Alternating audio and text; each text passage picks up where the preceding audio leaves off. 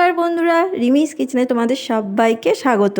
বন্ধুরা, আজ আমি তোমাদের সাথে মাখা ও বেলার ঝামেলা ছাড়াই দোকানের মতন এগরোল বাড়িতে কিভাবে তৈরি করবে, তাও খুব কম সময়ে, কোনো রকম মাখা বেলার ঝামেলা ছাড়াই মাত্র 10 মিনিটে এই এগরোল বানিয়ে ফেলতে পারবে। এই এগরোলগুলো খেতেও কিন্তু দারুণ স্বাদের হয়। তাই তোমাদের কাছে অনুরোধ রইল ভিডিওটা পুরোটা দেখার। করব ভিডিওটা খুব ভালো লাগবে, আর ভালো লাগলে অবশ্যই একটা লাইক দিও। তো দেখো, এখানে আমি কিছু ভেজিটেবল নিয়ে নিয়েছি, যেগুলোকে কুচি করে কেটে নিয়েছি। এখানে গাজর কুচি নিয়েছি শসা কুচি, আর নিয়েছি পেঁয়াজ কুচি, সব লম্বা লম্বা করে কেটে নিয়েছি। আর এখানে দেখো গোলমরিচের গুঁড়ো নিয়েছি। আর এখানে নিয়েছি একটা পাতি লেবু, সেটাকে অর্ধেক করে কেটে নিয়েছি। আর এখানে নিয়েছি টমেটো সস। এখানে তোমরা চাইলে কিন্তু লঙ্কা কুচিটাও ব্যবহার করতে পারো, কিন্তু এখানে আমি বাচ্চার শুদ্ধ বানাচ্ছি, তাই আমি এখানে লঙ্কাটা স্কিপ করেছি। দেখো, রেসিপিটা বানানোর জন্য আমি এখানে 2 বাটি ময়দা ব্যবহার করছি। তোমরাও একটা মাপ করে ময়দাটা নিয়ে নেবে। আমি এখানে 2 বাটি মতন ময়দা ব্যবহার করছি। একটা পাত্রের মধ্যে 2 বাটি ময়দা আমি এখানে নিয়ে নিলাম। এরপর এখানে আমি দিয়ে দিচ্ছি স্বাদ মতন লবণ। তারপরে দেখো, এখানে আমি অল্প তেল ব্যবহার করছি। যে তেল আমাদের রান্নার ব্যবহার হয়, সেই তেলই আমি এখানে 2 চামচ মতন ব্যবহার করছি। তো এবার এই শুকনোটাকে ভালো করে আমি মেখে নেব হাতে করে। প্রথমে আমি শুকনো অবস্থায় এটাকে মেখে নিচ্ছি।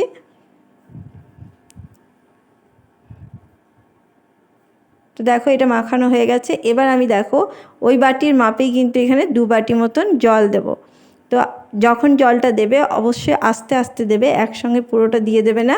তো আমি প্রথমে 1 বাটি জল দিয়ে প্রথমে মেখে নিলাম। আর আস্তে আস্তে জল দিলে কি হবে, দলা পাকিয়ে যাবে না ময়দাটা, সেহেতু আস্তে আস্তে জলটা দেওয়ার চেষ্টা করবে। তো দেখো, জলটা দিয়ে আস্তে আস্তে একটা ব্যাটার তৈরি করে নিচ্ছি। এটা কোনো ঘন ব্যাটারও হবে না এবং খুব পাতলা ব্যাটারও কিন্তু তৈরি হবে না, মিডিয়াম ব্যাটার তৈরি করে নিতে হবে। অবশ্যই তোমাদেরকে দেখিয়ে দেবো ঘনত্বটা কেমন হবে। তো এরকম করে দেখো, একটু ব্যাটারটা তৈরি করে নিচ্ছি, গুলিয়ে নিচ্ছি ভালো করে। তো ভালো করে ব্যাটারটা তৈরি করে নিতে হবে, যেন কোনো দলা পাকিয়ে না থাকে।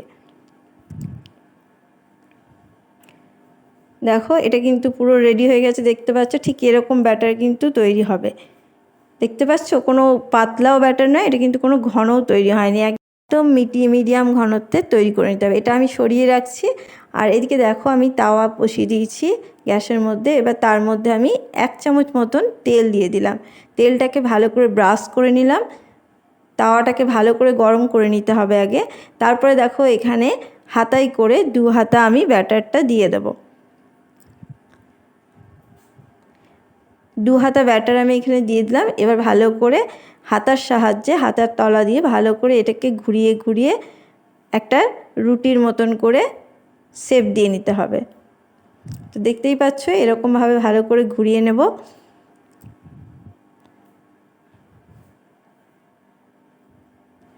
এটা আমি ঘুরিয়ে নিলাম। এবার দেখো, যতক্ষণ না এটা ওপরটা শুকিয়ে আসে ততক্ষণ কিন্তু এটাতে হাত দেওয়া যাবে না। তো এটা ভালো করে শুকিয়ে গেলে তবেই কিন্তু আমি এটাকে উল্টে দেব। দেখো, একটা পাশ পুরো দেখতেই পাচ্ছ শুকিয়ে গেছে। এরপর আমি এটাকে উল্টে দিচ্ছি। উল্টে পাল্টে 2 পাশ ভালো করে কিন্তু সেঁকে নেব।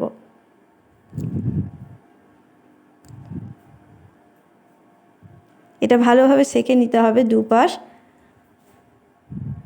না হলে কাঁচা থেকে যাবে।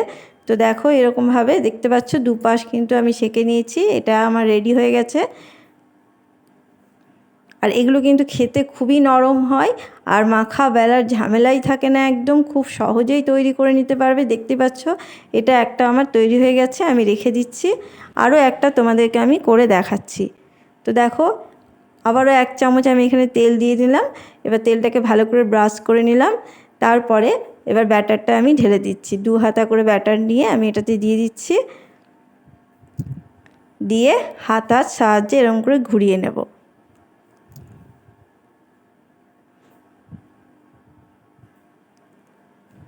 তো দেখো, এবার প্রথম দিকে একটু সামান্য তেলও দিয়ে দিলাম ওপর থেকে।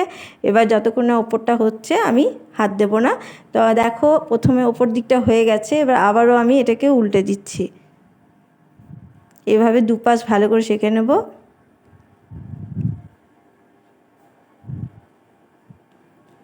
তো এটাও আমার হয়ে গেছে, দেখতে পাচ্ছ। এটাকেও আমি তুলে নিলাম। এইভাবে প্রত্যেকটা আমি তৈরি করে নিয়েছি, দেখে নাও। তো এটা আমার তৈরি করা হয়ে গেছে। এবার দেখো, আবার তাওয়ার মধ্যে আমি কিছুটা তেল দিয়ে নিলাম, দিয়ে ব্রাশ করে নিলাম।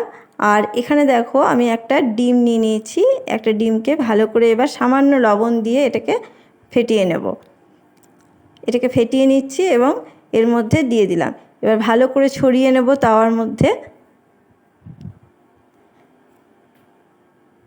ভালো করে ছড়িয়ে নিলাম।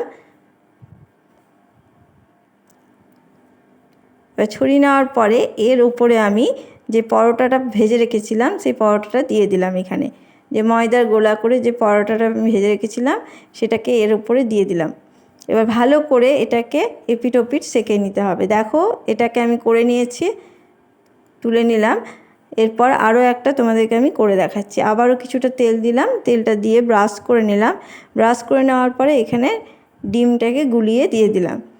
তো দেখো, ডিমের গোলাটা দেওয়ার পরে ভালো করে ছড়িয়ে নিতে হবে তাওয়ার মধ্যে। তারপরে যে পরোটাটা, সে পরোটাটা আমি ওপর থেকে দিয়ে দিলাম। তো ভালো করে এটাকে চেপে চেপে সেট করে নিতে হবে। আর এপাশ ওপাশ দুপাশ ভালো করে সেঁকে নিতে হবে।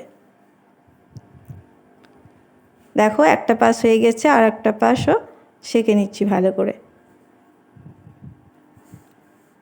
তো এভাবে আমি প্রত্যেকটা তৈরি করে নেব। এরপর দেখো, এখানে আমি এই যে ভেজিটেবিলগুলো রেখেছিলাম সেই ভেজিটেবিলগুলোকে প্রথমে আমি মিশিয়ে নিচ্ছি। সমস্ত ভেজিটেবিল, পেঁয়াজ, শসা এবং গাজরটাকে ভালো করে মিশিয়ে নিলাম। এরপর সামান্য লবণ দিয়ে দিলাম। তারপরে দেখো, এখানে দিয়ে দিচ্ছি গোলমরিচের গুঁড়োটা। তোমরা চাইলে কিন্তু এখানে লঙ্কাও দিতে পারো কুচি। তো আমি এখানে গোলমরিচের গুঁড়িটা দিয়ে দেওয়ার পরে ভালো করে মিশিয়ে নেব সমস্ত ভেজিটেবিলের মধ্যে, যাতে ভালো করে মিশে যায়। তো দেখো, এটাকে ভালো করে মেখে নিচ্ছি এর মধ্যে। তো আমার এটা মাখানো হয়ে গেছে। এবার দেখো, একটা ডিশের মধ্যে আমি পরোটাটা রাখছি। রেখে এরপর এবার যে ভেজিটেবিলগুলোকে আমি মেখে রেখেছিলাম সেটা আস্তে করে এখানে দিয়ে দেবো।